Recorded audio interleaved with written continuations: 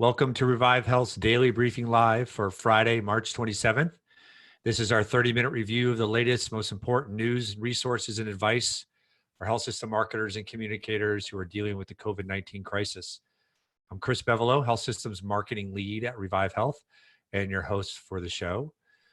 I am joined by Chase Kleckner, Senior Marketing Manager at Revive Health, and our show's producer. Hey, Chase. Hey, Chris. Good to see you as always. Yes, you as well. Thank goodness it's Friday. Right, sir? That's right. We are also joined today by Jen Webster, who is Associate Creative Director here at Revive Health. Before joining Revive, Jen has spent more than 10 years building brands and advertising campaigns for brands such as Amazon, Minute Maid, Chinette, JCPenney, and Ohio Health. Welcome, Jen. Hi, so excited to be here. Yeah, thanks for joining us. I wish this were a more uplifting podcast to have you on, because you are an uplifting spirit. I think that's a great way to describe you and how you show up day to day here at Revive. So really glad that you're with us. Thank you. Thank you so much. So as with each show, we plan on covering the latest news on COVID-19 and how it relates to all the things we do in marketing communications for hospitals and health systems. We will bring some resources forward, share what we're seeing from across the industry, and also open up the floor to questions. We want this to be an interactive forum as much as possible. So use the question queue at the bottom of your Zoom window and put your questions in the queue at any point during the podcast. We'll take a break near the end to answer as many as we can. You can also use the chat function on Zoom if you want to communicate with others who are attending the podcast. We will also put some links that we're referencing in the chat so you can access those immediately. And as we do with every podcast, we will provide a recording of the episode at the end of the day, usually sometime mid-afternoon. You can find that at our website, which is thinkrevivehealth.com. There's a banner at the top of the homepage that will take you to all of our COVID content. If you want to cut right to that, that's thinkrevivehealth/COVID-19. And we are waiting for approval from iTunes so we can move this to a podcast format officially, and you can subscribe and get this whenever it's convenient for you. We know it's very difficult to make a set time. We're just trying to be consistent. So if you do want to join us live, you always know when we're around. But we know most of you will be able to access this content at other times. We're going to try to make that as easy as possible. A couple of notes before we dive in. As we say, we are not experts on COVID-19 or coronavirus or anything medical or scientific, so not the place to come for that content or advice. But we do have opinions and recommendations in terms of marketing and communications related to the COVID-19 crisis. But always keep in mind that whatever we're talking about needs to be put in context of the situation you're facing. Every organization is different, and certainly every community is different in terms of how COVID-19 is impacting them. So make sure you apply that filter to whatever we're talking about. So let's dive in. We're going to start with news, and we always start with account. And we do that just so we can keep all of this in perspective. As this unfortunately continues to grow, we'll be thinking about things differently once we turn the corner, hopefully sooner rather than later. So just always want to have that in the back of our mind. And as we use the Johns Hopkins tool to look at counts, the total global count right now is at 558,905. And the total number of deaths globally is 25,423. We also look at the US count, and unfortunately, as I'm sure everybody knows at this point, we have risen to the top of the charts in terms of cases of COVID-19 confirmed anyway, not necessarily actual cases, because we still have some testing issues. We are at 92,932 cases. So it's a little bit, I'm going to have to say, shocking. Yesterday we were third. I think it was inevitable, and there was conversation that eventually, yes, we would move to first. But doing this podcast and looking at the count every day, you know, we've been kind of rising up that chart. We were third yesterday, and then to hear last night that we leapt to number one was, I don't know, Chase, for you, it was a little shocking for me to hear that. Yeah, I mean, when we started this podcast, there were 7,000 cases confirmed. Which was 10 days ago, essentially. Yeah. Wow. Yeah. That is really shocking. Yeah, it's really sad. And deaths now in the US are at 1,380. Um, so, and that kind of, blends into our next news item. Unfortunately, if you joined us yesterday, we spent some time talking with Ryan Coliani um, about the financial issues that hospitals and health systems are facing. And we are now starting to see a lot more stories appear in the media about layoffs, financial struggles, furloughs. Um, it's happening across the country. This isn't just in hot spots, but obviously a lot of hospitals and health systems have cut their elective surgeries, and or they're just seeing a depressed census for non-COVID related care. Folks are avoiding it. They're avoiding the hospital for obvious reasons if they can. And if you're not performing elective surgeries, that's really a financial strain. So it's kind of crazy because going into this, and I'm sure that, like Ryan said yesterday, a lot of folks probably think, well, geez, the hospitals, they say they don't have enough beds and they must be overflowing, right? But not all hospitals are in that situation. Really, we're talking about some of the places like New York City, though we're starting to hear news of Detroit and Chicago and Philadelphia, some of our other bigger cities starting to really feel this kind of flood of patients. But that's just not how hospital finances work necessarily. So encourage you to listen to yesterday's podcast, again, available at our website, because Ryan gave us some good advice on that. So hopefully the news will turn better soon, but it doesn't look like it's going to be anytime in the near term. So resources, one resource I wanted to share with folks came through from SHUSHMD, which most of you are familiar with, Society for Healthcare Strategy and Market Development. It was an email that actually came through just about 45 minutes ago. And it's a collection of COVID-19 resources and crisis communications resources they've made available. So some of those are videos. They've made available any kind of crisis communications content from recent annual conferences you can view. There is a video on there from Renown Health, Suzanne Henry, who we know very well. I'm sure is part of that. I haven't seen the video, but that's called Keeping the Community Safe, Communicating on COVID-19. So a number of things there. Just go to SHUSHMD. I think it's shushmd.org. If you want to confirm that, yes. What is it? Shushmd.org? Yeah. You can Google it. It's a fantastic tool out there called Google. There's a link in the chat. The second link I provided. Thank you very much. Thank Absolutely. you. But check that out. So Jen, we have had a chance to work together on some client communication campaigns around COVID-19, and you have spent some time considering what's appropriate, relevant, and effective in terms of visuals and tone. So that's why we have you here today. Let's start with visuals. And one of the things, maybe start with the don'ts instead of the do's. Last week on our first podcast that we did, which was Wednesday, we kind of pointed out that a lot of hospitals and health systems, we did point out that a lot of hospitals and health systems are using very graphic, scary images of the virus at a microscopic level. We're all familiar with what that looks like. It looks like, this ball with these scary things coming out of it. We pointed out that there was a large AMC that has red as a primary color in their identity. So they had tinted a lot of it red. It honestly reminded me of War of the Worlds. If you've ever seen that movie with Tom Cruise, it's just scary, and it doesn't seem really appropriate to what we want to be conveying to patients who come in to look for COVID information. Unfortunately, I'm still seeing a lot of that out there. So would love your thoughts on that issue in particular, but what are some of the other things that you're seeing from a visual standpoint that are tone deaf, or I guess if it's visual, tone blind? Yeah, definitely. Tone blind. That's a nice new phrase. I kind of want to say that. It is nice because I usually just say tone deaf, but tone blind. Yeah, exactly what you were saying. We are all very familiar with this virus image, the coronavirus. I was also told corona means crown. which is really interesting. So that's why it's all spiky and Yep. very interesting. But yeah, it's scary for a patient to see that. Just to add on to your AMC, just about the color red, just in general, just sparked.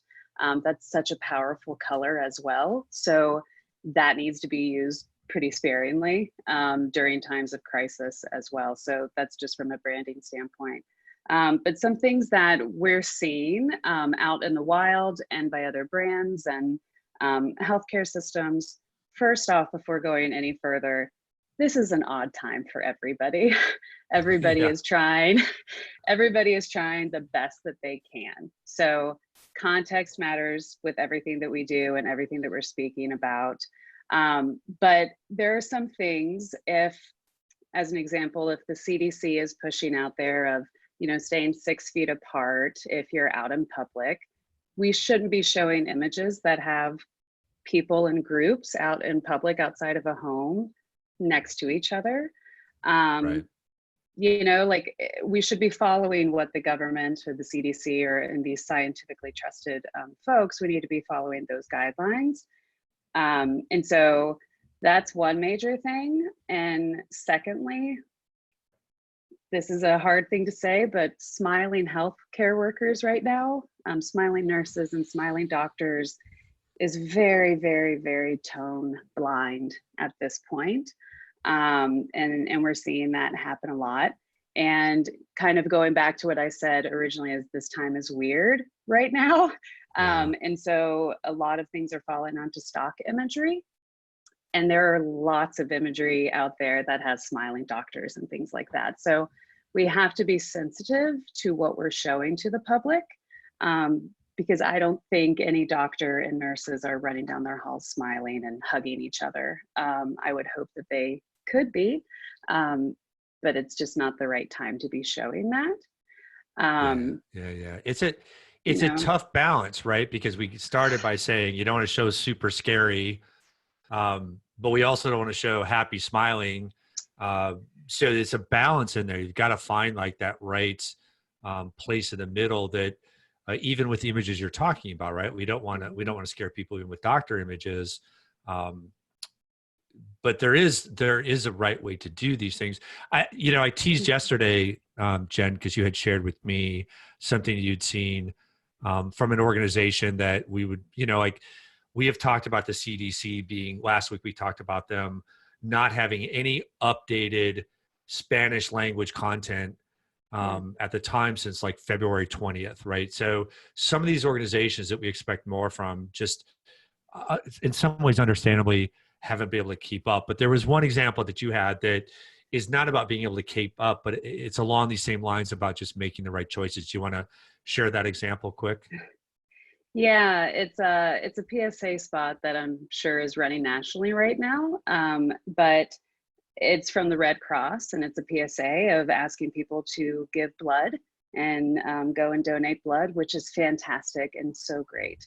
Yeah. But in this PSA, you can tell that first off, they used previous footage taken from, when they were in prior shoots or maybe stock photography, but they're showing their patients giving blood very excited. They're smiling. At one point, there's a nurse hugging the patient. She's not wearing a mask, no gloves, things like that, where and the VO is very, very serious. And right now is the time to give and, help each other out. But while you're listening to that voice, you're seeing very happy people.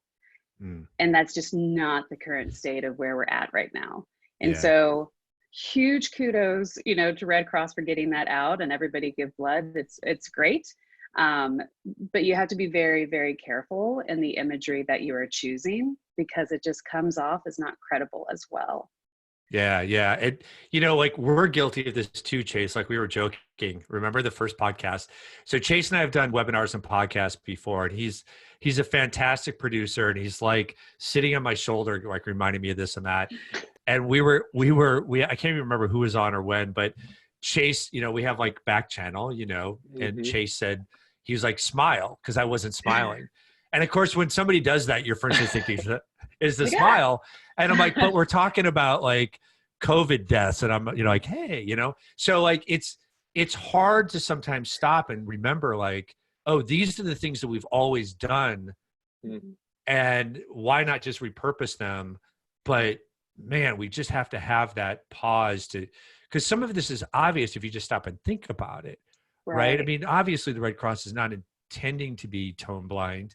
Totally not. And is trying to repurpose and not spend money or resources and time in ways that they don't need to, because they have such an important value in our society right now. And like you said, the message is so important. It's likely it was just like a lot of us, chaos, flurry, get it out there, and not stopping to think like, ooh, that might not really convey the tone we need.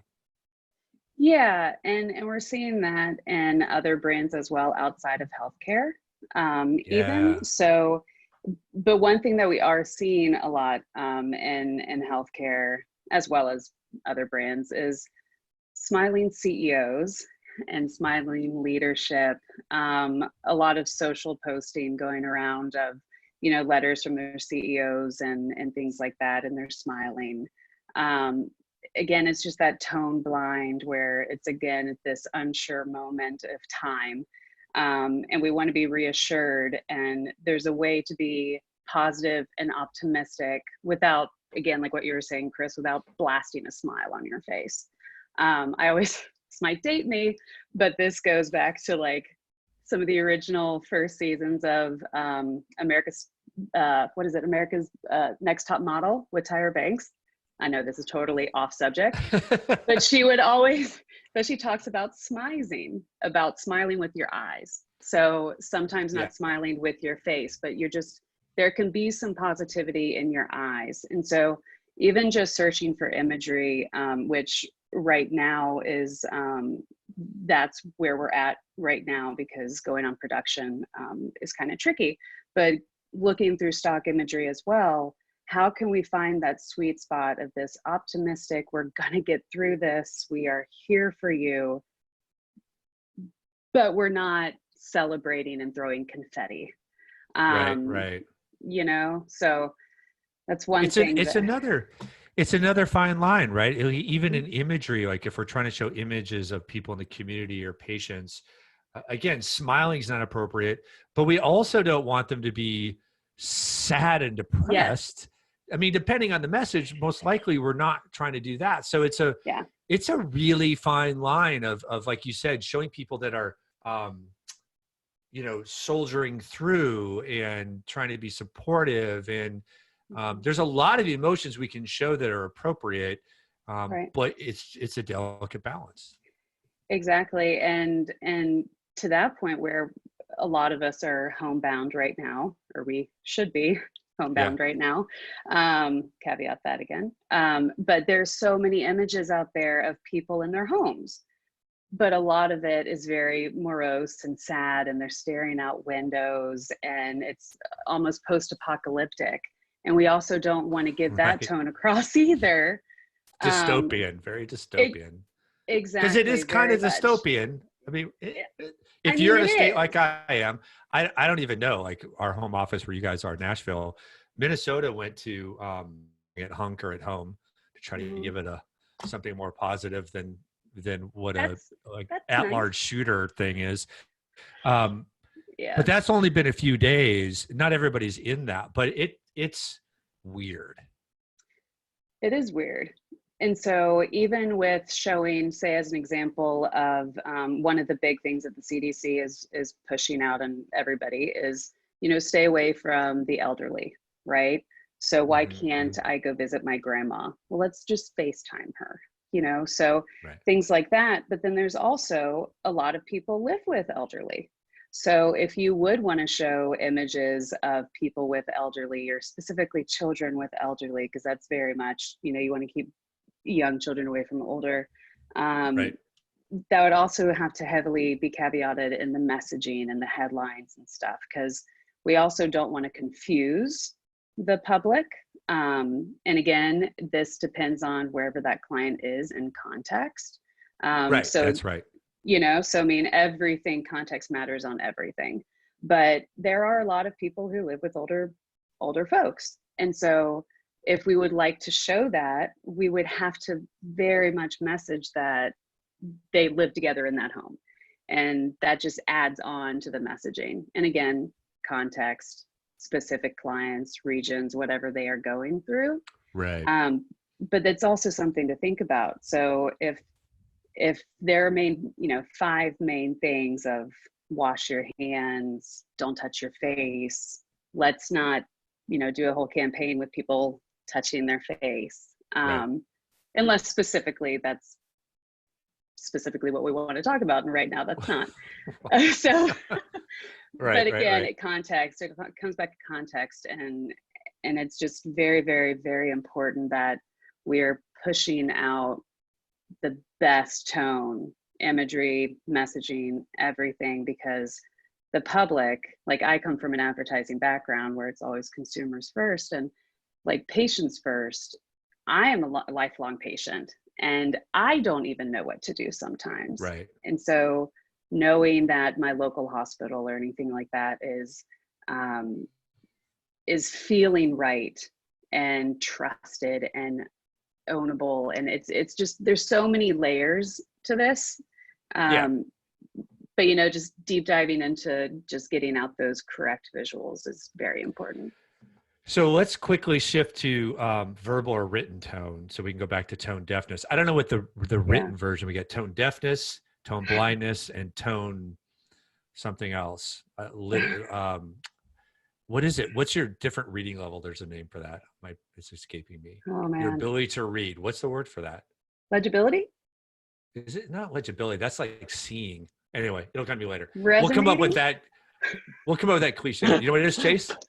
No, I don't. I know don't? the word. I know what word you're talking about, but I can't. I know, and I can't think of it. So anyway, let's just quickly touch on that. So we have been saying on the show and talking to our clients and anybody that's asking, really be careful and try to avoid anything that's promotional or self-aggrandizing. I think it's safe to say we can share without sharing where we heard it.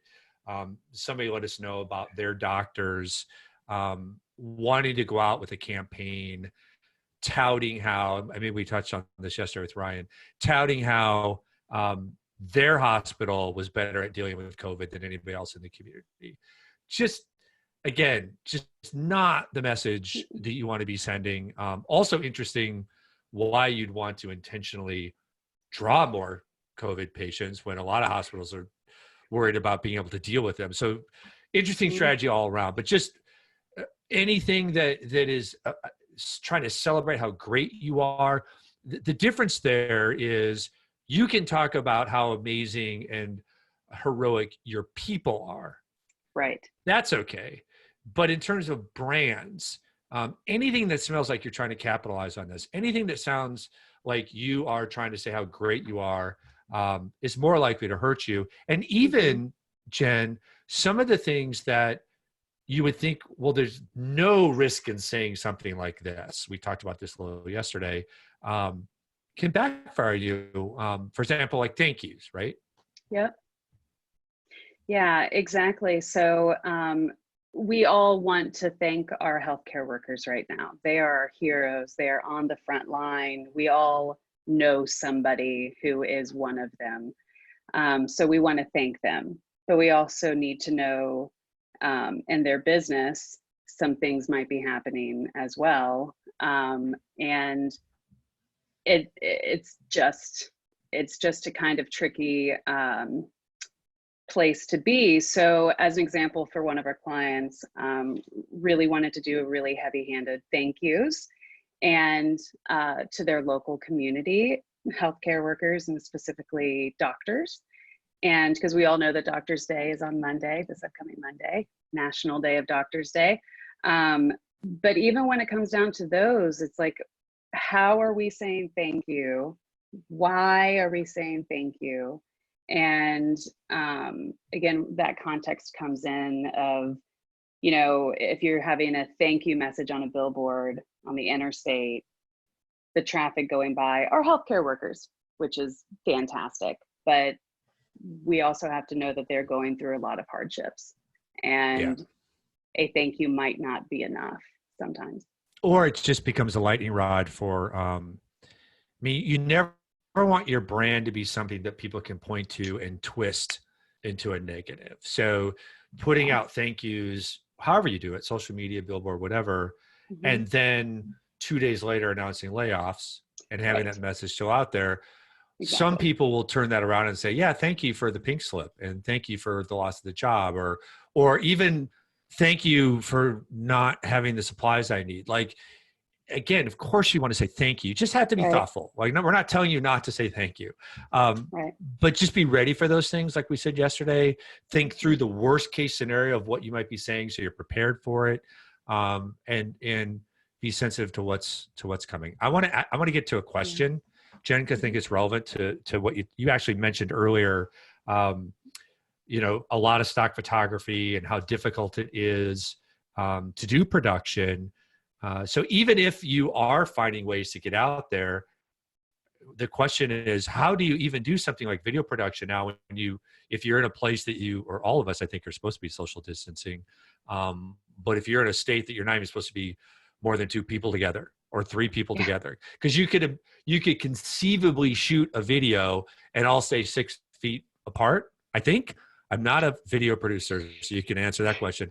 But talk a little bit to how we've kind of overcome that, because we have one example, without saying who it was, where we actually did something along those lines.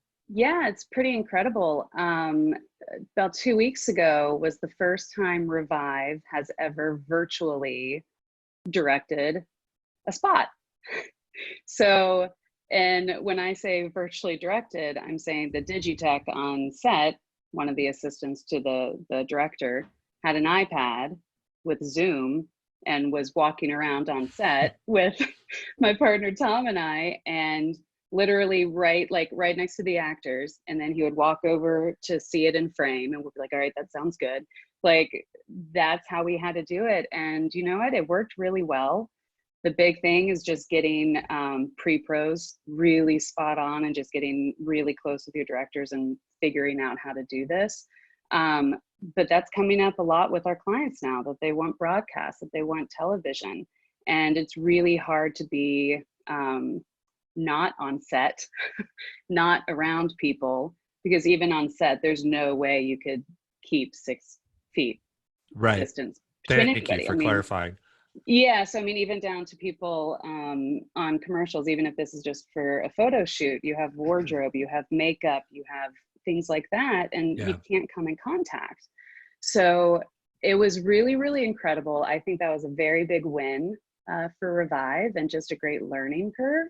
But as we are all very virtual, we have to figure out how to do production. And so that's where a lot of stock photography comes into play. And that's where you'll see a lot of brands out there. Like when I was toting the Red Cross earlier, again, trying the best that they can do. Right. You can tell they pulled older footage, you know, because right now it's very hard to be on set. But radio is great. Right. We can do that. That's easier. But yeah, there's a lot of production things that we're learning, and we're going to get through and come out and, you know, be the wiser from it. But it is definitely a challenge. All right, perfect. So let's wrap it there. If there's anything you want to know from us, if you'd like us to talk about something, I will say, I'm going to shout out. I'm not going to shout out because he didn't say I could shout out. There's a listener who's been on who sent an email full of great stuff, and we just have not been able to get to it. So you know who you are out there. You're in a north central state. I just don't want to give it away because he doesn't want to be, he doesn't want his name shared. We're going to get to some of the stuff that you asked about. So we're getting a lot of that, and that's great. So we want more of it. You can provide it in the chat channel.